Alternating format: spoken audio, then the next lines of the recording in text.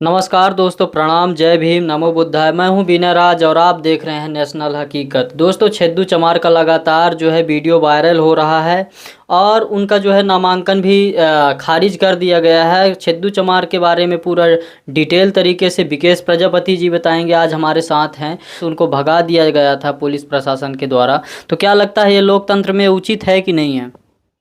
सबसे पहले मेरा BL न्यूज़ टीवी में जय भीम, जय भारत, जय संविधान। जैसे कि छेदू चमार एक गरीब आदमी है और एक उनके नाम से ही पता चलता है वो SC समाज से आते हैं।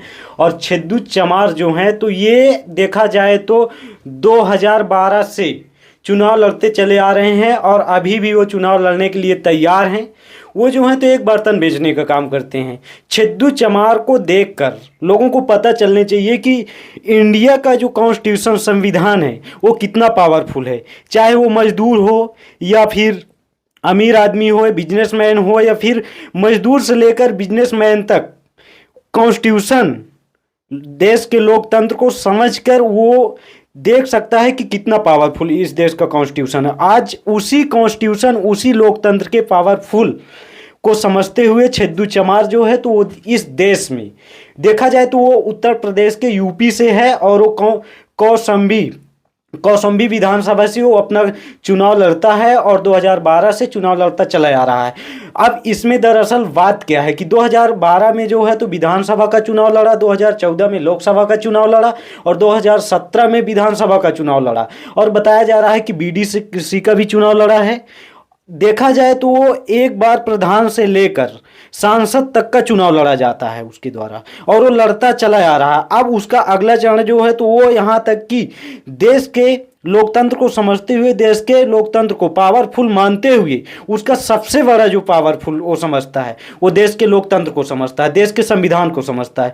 लोगों को इस कॉन्स्टिट्यूशन के पावर को समझना चाहिए। छेदू चमार के जैसे, छेदू चमार एक आम आदमी है, वो बर्तन बेचने वाला आदमी है और अपना प्रचार, अपना पूरा नामांकन दाखिल जो भी करवाता है अपने भाषा में करवाता है, अपने लैंग्वेज में करवाता है। अपने उसको इंग्लिश नहीं आती, उसको खड़ी हिंदी नहीं आती, तो फिर भी अगर उसे संविधान की पावर देता है, वो देश का कॉन्स्टिट्यूशन समझता है, इंडिया की जो कॉन्स्टिट्यूशन है उस कॉन्स्टिट्यूशन को समझते हुए छेदू चमार राजनीतिक मैदान में उतरा और राजनीतिक मैदान में उतरते हुए कभी कभी वो प्रधान की जो सरपंची होती है उस सरपंची में वो अपनी सफलता भी पाया बहुत बार। लेकिन तब से लेकर अभी तक वो चुनावी मैदान में, राजनीतिक मैदान में उतरा है और राजनीतिक मैदान में उतरते हुए उन्हें हार ही मिल रहा है।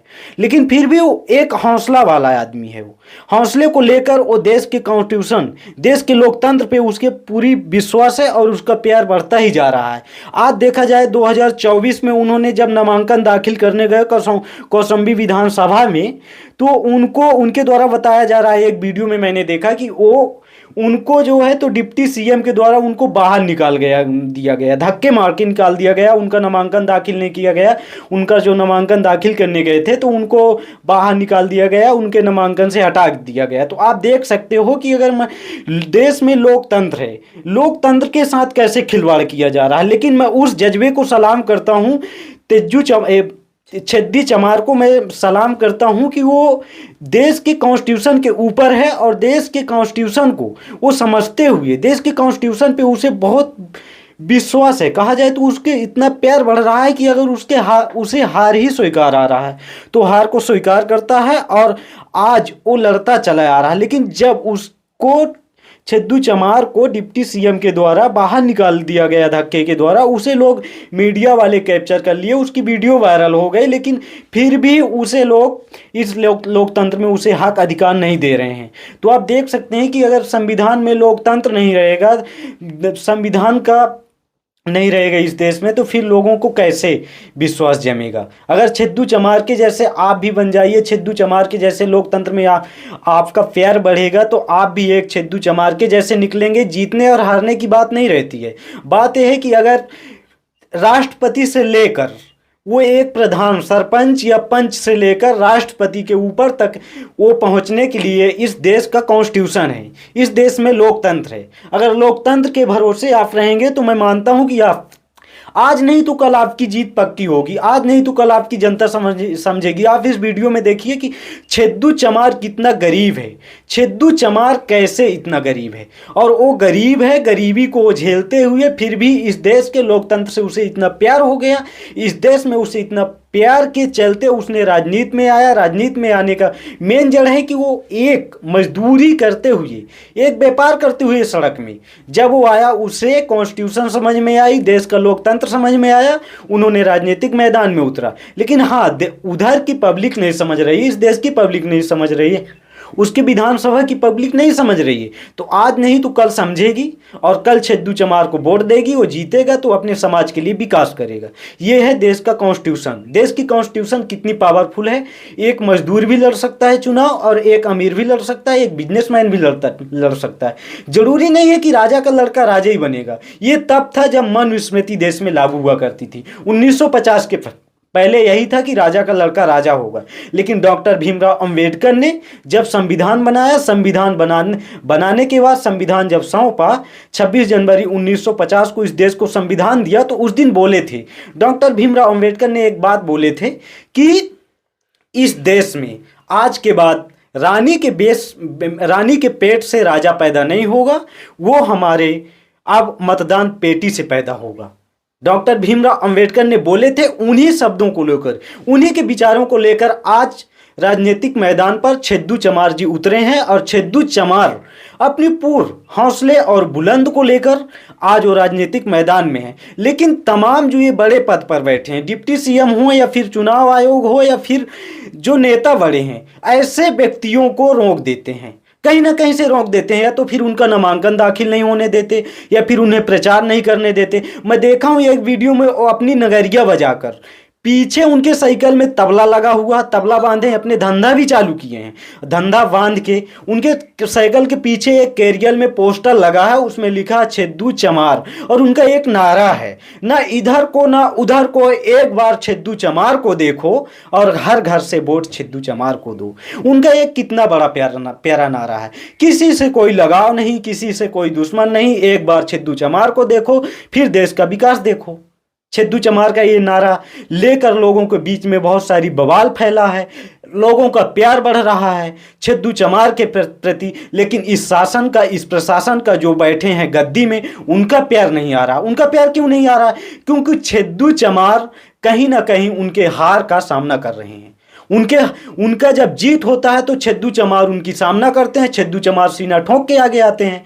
इसलिए उनको डर है कि कहीं छेदू चमार जीत न जाए, नहीं हमारी, जैसे वो नगरिया बजाता है उसी तरह छेदू चमार हमारा ना बजा दे। इसलिए कहीं ना कहीं से सपोर्ट लेके, या राजनीतिक सपोर्ट लेके, या फिर जो गद्दी पर बैठे हैं, डिप्टी सीएम बैठे हैं, कलेक्टर बैठे हैं, जो ये बड़े सिविल सर्विस के अधिकारी बैठे हुए हैं, ऐसे लोग जो हैं तो लोकतंत्र को खत्म करते हैं और छेदू चमार का विश्वास घटाते हैं। छेदू चमार शासन प्रशासन पर क्या आरोप लगा रहे हैं, इसके बारे में भी कुछ बताएंगे। जैसे कि छेदू चमार का जो सबसे बड़ा आरोप है, छेदू चमार जी को सीओ सत्येंद्र, मैंने ट्वीट देखा है और ट्वीट के माध्यम से मैं बता रहा हूँ, ये मैं अपने से नहीं बता रहा हूँ, ये ट्वीट बता रहा है। और ट्वीट एक ऐसा दुनिया का ऐप है जो कि कभी झूठ नहीं बोलता है। ट्वीट जो सही करते हैं लोग वही वायरल होता है। तो छेदू चमार का मैंने ट्वीट में देखा तो छेदू चमार सत्येंद्र तिवारी के द्वारा बताया जा रहा है कि नामांकन के दिन औकात बताते हुए धकेलेबाजी बाहर निकाल दिया गया। ये छेदू चमार जी बता रहे हैं कि हम जब नामांकन दाखिल करने गए तो हमें सत्येंद्र तिवारी के द्वारा जो है तो हमें बाहर निकाल दिया गया, धक्का मुक्की करके बाहर निकाल दिया गया, ढकेल दिया गया, तब जाके निकाल दिया गया। छेदू चमार का गंभीर आरोप है, पहले आप कह दे। छेदू चमार जी का जो आरोप है उसे वीडियो में भी आप देख सकते हैं, बोलते हुए करते। छेदू चमार का सबसे गंभीर आरोप है जो कि सत्येंद्र तिवारी के द्वारा जो है तो उन्हें धक्के मुक्की करके बाहर निकाल गया। आप इस वीडियो में भी देख सकते हैं। ये ट्वीट है रवीश कुमार, जो कि रवीश कुमार एक सबसे बड़े ट्विटर हैं और सबसे बड़े यूट्यूबर हैं, सबसे बड़ा मीडिया है, सब कुछ हैं। इसके पहले उन्होंने भी बहुत बड़ी बड़ी मीडियो में काम किए हैं, इसके बाद अपनी मीडियो में, ये उनका ट्वीट है, आप देखिए। तो छेदू चमार के साथ देखा जा रहा है कैसे लोकतंत्र छीना जा रहा है, कैसे लोगों को चुनाव नहीं लड़ने दिया जा रहा। अगर आज इस देश में कॉन्स्टिट्यूशन के रहते हुए ऐसा हो रहा है तो दोस्तों आप समझिए कि अगर इस देश से जिस दिन इस शासन के द्वारा इस देश में कॉन्स्टिट्यूशन खत्म कर दिया जाएगा, लोकतंत्र खत्म कर दिया जाएगा, उस दिन अगर आज इस स्टूडियो में इस BL न्यूज़ TV के माध्यम से बोल रहा हूं तो ये मेरे बोलने की आज़ादी भी छीनी जा सकती है और वो वास्तविक रूप से छीनी जा सकती है। मेरा ये मानना है अगर ऐसे छेदू चमार अगर सीना ठोंक के वो सामने चुनावी मैदान में आ रहे हैं, राजनीतिक मैदान में आ रहे हैं, अपने समाज का भला करना चाह रहे हैं, अपने देश का भला करना चाह रहे हैं, उनका नामांकन दाखिल नहीं किया जा रहा, उनको धक्के मुक्की करके बाहर निकाल दिया जा रहा है। क्यों बाहर निकाल दिया जा रहा है भाई? वो पढ़े लिखे नहीं हैं, वो इंग्लिश नहीं बोल पा रहे हैं, वो अंग्रेजी नहीं बोल पा रहे हैं, उनके अंदर धन दौलत नहीं है, इसलिए उनका नामांकन दाखिल नहीं किया जा रहा है।